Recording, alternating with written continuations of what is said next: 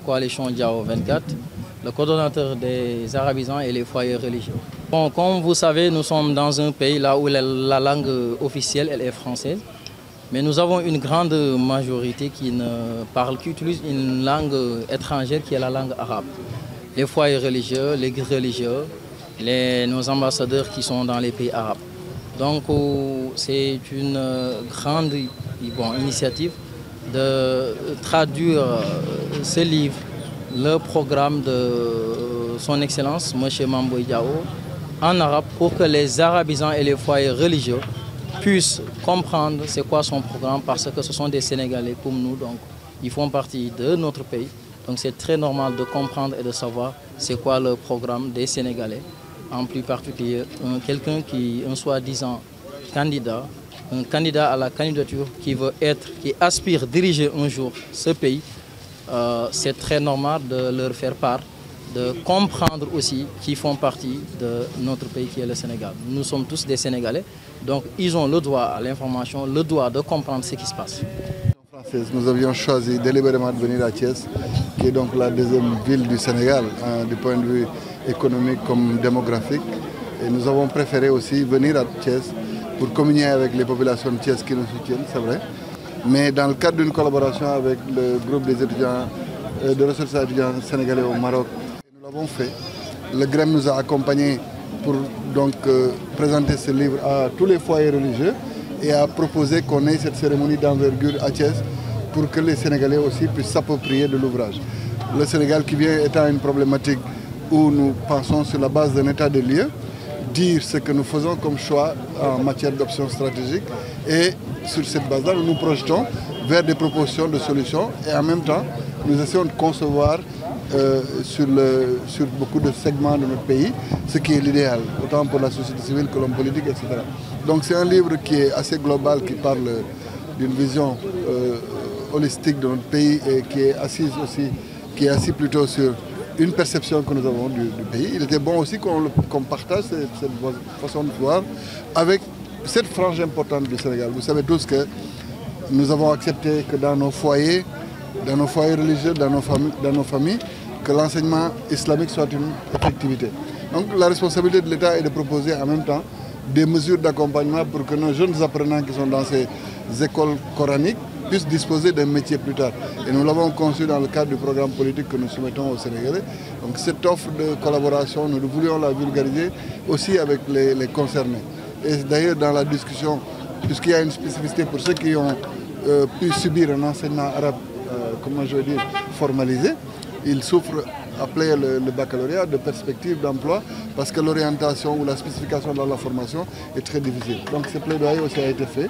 C'est pourquoi donc, il était pertinent qu'on aille rencontrer nos cibles. Là, ce sont tous les arabisans et tous les Sénégalais qui ont subi l'enseignement islamique. Et ça nous a donné une tribune aussi pour pouvoir parler à ces populations-là de ce que nous avons comme offre par rapport au Sénégal qui vient. Et je suis très content aussi de l'accueil des populations de Thiès. Une mention spéciale aussi au mouvement des jeunes de la coalition Diao 2024 ce mouvement a apporté, outre 15 000 parrainages, 40 000 parrainages plutôt, une somme de 5 millions pour un appui à la caution de la coalition. À la suite de ça aussi, la diaspora nous a fait une belle surprise en nous soumettant un apport de 3 millions, plus les 10 000 parrains que nous avons déjà récoltés dans la diaspora. De la même manière, Kolda est venu enfin à la rescousse aujourd'hui avec un apport de 5 millions, plus 15 000 parrains supplémentaires. Tout ceci vient compléter une dynamique qui a été enclenchée par notre mouvement des femmes, dont le segment Dakar avait déjà donné une première participation globale de 8 millions. Il y a aussi certaines personnes qui participent de façon symbolique. Mais je voulais en profiter pour remercier toutes les personnes qui sont en train de se mobiliser au quotidien pour porter le message d'espoir que nous avons et en même temps pour pouvoir contribuer à la bonne marche de la coalition. Donc ça a été notre contribution au débat parce que le rôle central de la jeunesse aujourd'hui dans ce que nous devons concevoir comme politique publique montre que c'est un sujet qui intéresse tout le monde.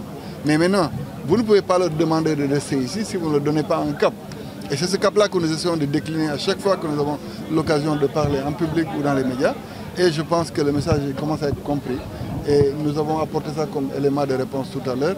de la même manière que le rôle de l'arabisant ou de l'islam, en fait, dans l'organisation de l'offre éducative de notre pays, doit faire l'objet d'une approche particulière. Mais dans le livre, nous avions déjà parlé de la réforme qu'il fallait mener, qui doit être conforme à ce que nous sommes, nous, Sénégal. Parce que nous acceptons toujours, en cas de conflit, l'intervention d'autorités religieuses ou d'autorités supposées être moralement supérieures à nous autres. Donc il faudrait qu'on puisse avoir un cadre qui puisse formaliser tous les rapports entre l'État et ces différents segments qui animent la vie socio-économique. Je suis content que je n'ai même pas pu les informer de ma venue aujourd'hui. Mais puisque c'était une activité spécifique, je n'ai pas voulu. Mais je sais que le message est en train d'être porté par nos responsables. Une photographie de notre pays est fondamentale. J'ai toujours dit que l'aberration ou le paradoxe, c'est qu'aujourd'hui, nous soyons, je donne juste un exemple, nous soyons un pays où la médecine traditionnelle est très ancrée, mais nous n'acceptons pas de l'organiser pour en faire un instrument économique et un instrument de santé publique. Voilà le Sénégal. C'est un pays où nous avons un potentiel, où nous avons un vécu, mais nous ne faisons pas de sorte que ce soit un potentiel économique. Et c'est comme ça qu'il faut agir, c'est comme ça qu'il faut changer les choses. Notre potentiel en matière d'artisanat doit s'exprimer. Il faudrait que nos tailleurs, nos menuisiers, nos mécaniciens, nos boulangers, tous ces métiers de l'artisanat puissent avoir les mécanismes qu'il faut pour qu'ils puissent avoir des outils de modernisation et qu'ils puissent porter eux-mêmes le chemin qui mène vers le plein emploi. De la même manière qu'il faut un choix d'orientation stratégique en matière d'agriculture que nous prenons autour d'une autonomie stratégique qui nous permette de dire que nous n'allons pas nous battre vers avec des concepts, c'est vrai, pompeux, mais ingérable comme l'autosuffisance, etc. Mais nous pensons qu'il faut une autonomie stratégique dans beaucoup de segments de l'agriculture qui nous permettent d'avoir une agriculture moderne et qui puisse rapporter des devises, etc. C'est sur n'importe lequel de ces sujets que nous avons fait la situation de référence et pour chaque situation de référence, nous avons proposé un certain nombre de pistes qui peuvent mener à un débat plus national vers des solutions plus cohérentes et qui sont plus endogènes. Notre problème, c'est d'avoir des problèmes que nous connaissons et d'apporter des solutions exogènes.